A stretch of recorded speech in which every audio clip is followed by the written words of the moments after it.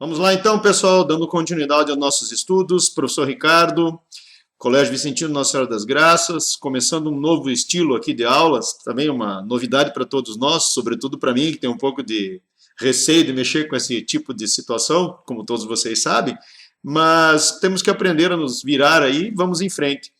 Seguindo então as orientações da coordenação, nós vamos observar aqui o nosso estudo da nossa apostila, módulo 5, capítulo 15, páginas 4 até 13.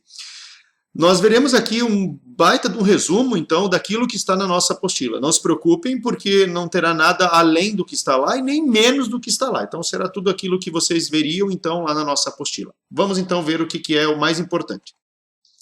O que é um cilindro, do que ele é formado.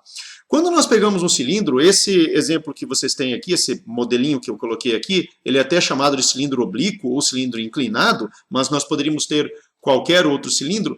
Nós podemos, inclusive, fazer aqui uma comparação bem tradicional, bem simples, com os prismas que nós já estudamos. Quando nós víamos sobre os prismas, eu falava para vocês que os prismas eles eram formados dos mais variados tipos de base, menos as bases circulares. Pois bem, do que um cilindro ele é formado? Ele é formado da mesma forma que um prisma, ele é formado de duas bases paralelas e iguais, como vocês podem observar aqui, uma base superior, uma base inferior, e da mesma forma que o prisma, que também tem essa simbologia, também tem essa definição, só que para o prisma, poderemos ter os mais variados tipos de base, e para o cilindro especificamente que nós vamos estudar, as bases são exclusivamente circulares. Poderíamos ter prismas de bases elipsoidais, mas não é objeto de estudo, então, para nós no ensino médio.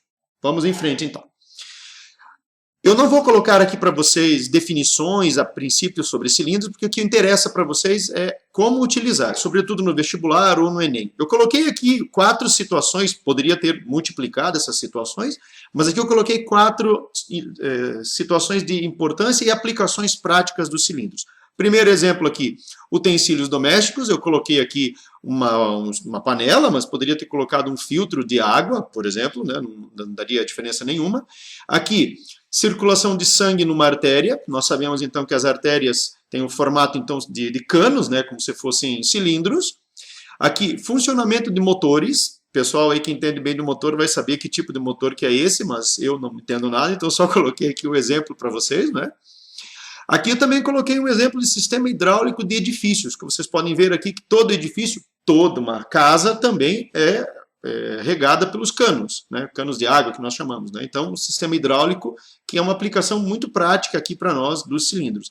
Eu esqueci de colocar aqui, mas posso até lembrar agora a vocês, que o sistema de fiação elétrica da nossa casa também é formado por...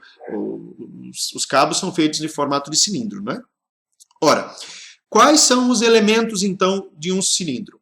Todo cilindro ele é formado, como eu disse antes, de duas bases paralelas e iguais. Então, nós temos a base superior e a base inferior, mas em todo cilindro nós possuímos esses elementos. Aqui, a geratriz, aqui a altura e aqui o raio. O raio necessariamente tem que ser o mesmo, tanto na parte superior quanto na parte inferior. A geratriz e a altura podem variar. Eu coloquei um exemplo aqui de um cilindro que ele está torto e nós observamos então que a geratriz aqui e a altura têm valores diferentes, mas elas podem ter valores iguais quando nós tivermos o cilindro que nós chamamos reto, que nós veremos agora nesse próximo slide aqui, ó. Olha, o exemplo que nós estávamos vendo aqui, um cilindro oblíquo, não é? Nós temos que ele é tortinho aqui para o lado, né? Como eu dizia para vocês na sala de aula, levou uma voadora aqui em cima, né? Então ele entortou, né? E aqui nós temos um cilindro reto. Por que ele é um cilindro reto?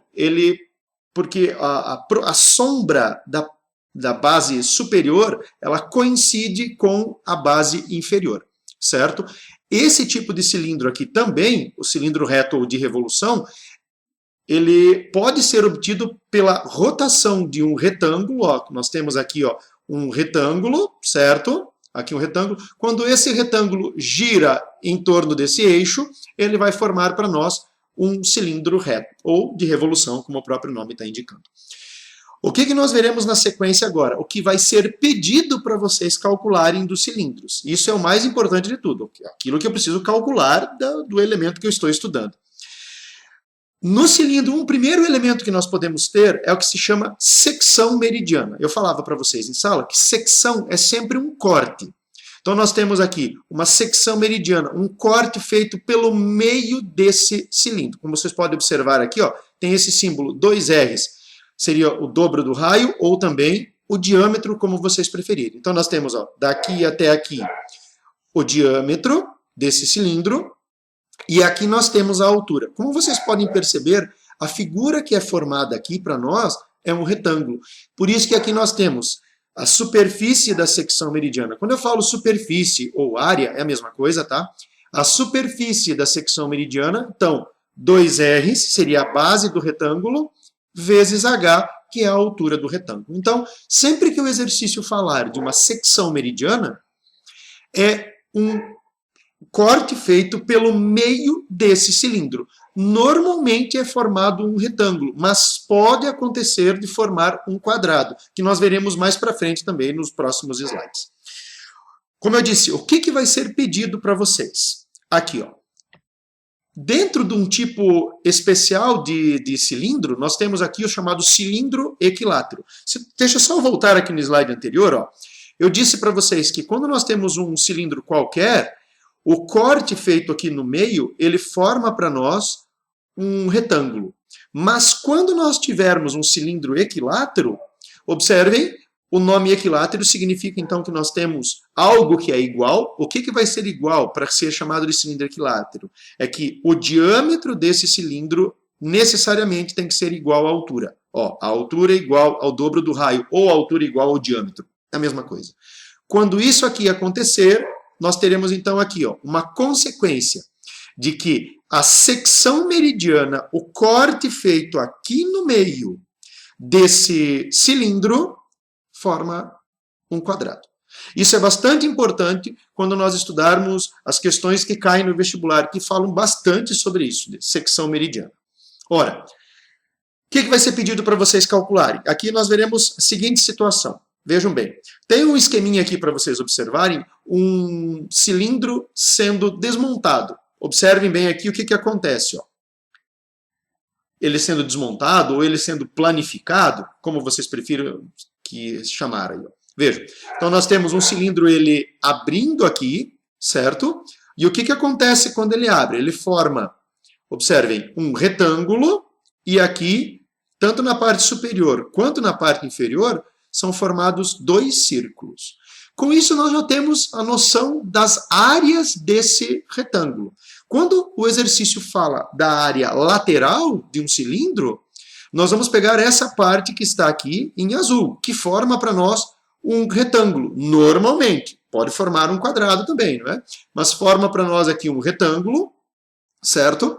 E quando o exercício falar para nós da área total, vai incluir essa parte que está em azul e essas duas partes aqui em verde, que representam para nós os dois círculos. Ora, aqui temos uma outra projeçãozinha para vocês observarem aqui, ó, também é o mesmo esquema. Vejam, a altura se preserva aqui nessa parte aqui que está sendo mostrada, certo? A altura se preserva. E aqui apareceu um elemento importante. Apareceu ali, ó, um 2π vezes r. O que significa isso para nós? Significa o perímetro dessa circunferência aqui, ó. Então, o que nós observamos aqui, ó, vai ser mostrado novamente aqui para vocês? Olha, a altura aqui, ó, nós observamos então a altura, e aqui nós temos 2π vezes r, que seria o perímetro da circunferência. Como aqui forma um retângulo, 2πr vezes h, e aqui são formados os dois círculos, nós já sabemos então que a área do círculo é para nós dada por essa expressãozinha aqui, ó, π vezes r ao quadrado, que aparece nas duas. O que acontece então na sequência? Colocando agora aqui para vocês de uma maneira mais estática, né? Ela estava muito em movimento, aqui de uma maneira mais estática. Nós temos então aqui o cilindro, essa parte que eu estou mostrando aqui para vocês com o cursor, representa então para nós o perímetro da base e aqui a altura.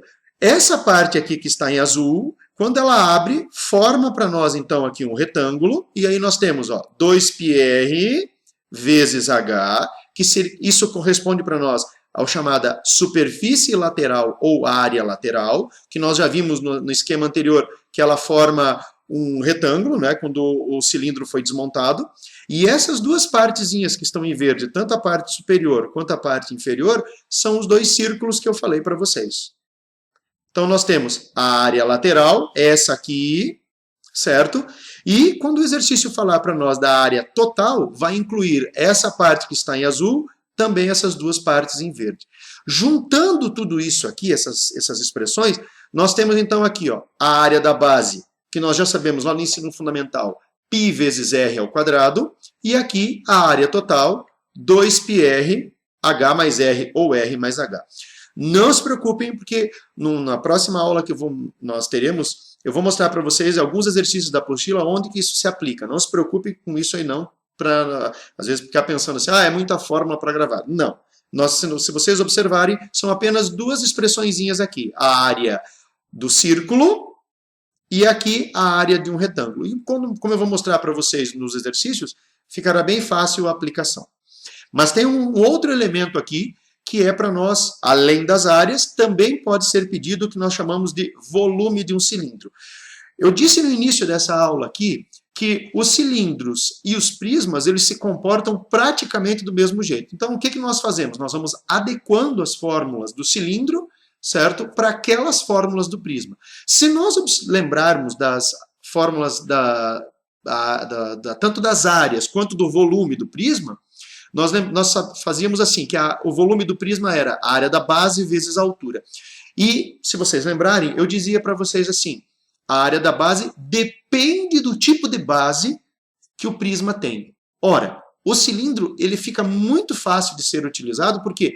Porque a base do cilindro é sempre circular. Então, no caso aqui, ó, se vocês observarem aqui pelo cursor, ó, π vezes r ao quadrado representa a área dessa base aqui, que é um círculo, vezes a altura. Aí você poderia me perguntar assim, professor, mas essa fórmula aqui, ela é válida tanto para o cilindro inclinado quanto para o cilindro reto? Sim, o volume tem essa particularidade. Não interessa para nós se o cilindro é inclinado ou se ele é oblíquo. A fórmula do volume é a mesma. Agora, se nós voltarmos aqui bem rapidinho, quando nós falamos de área, para vocês, só vai aparecer o cálculo de área quando nós estivermos falando de prismas retos. O que é um prisma reto? Então, é aquele prisma em que a sombra da parte superior coincide com a base inferior. Ou, se vocês preferirem, que a lateral aqui forma um ângulo de 90 graus. Para vocês, o cálculo das áreas laterais e totais sempre serão de prismas retos. Agora, o volume pode ser, então, de um prisma oblíquo. Mas, como eu disse, ele vai ficar do mesmo jeito, então, que o volume de um prisma reto aqui, então. Não se preocupe. Essa, então, pessoal, foi a nossa primeira aula aqui, digital, online, como vocês preferirem, que trouxe, então, um resumo daquilo que vocês têm na apostila. Um abração, fique com Deus e cuidem-se.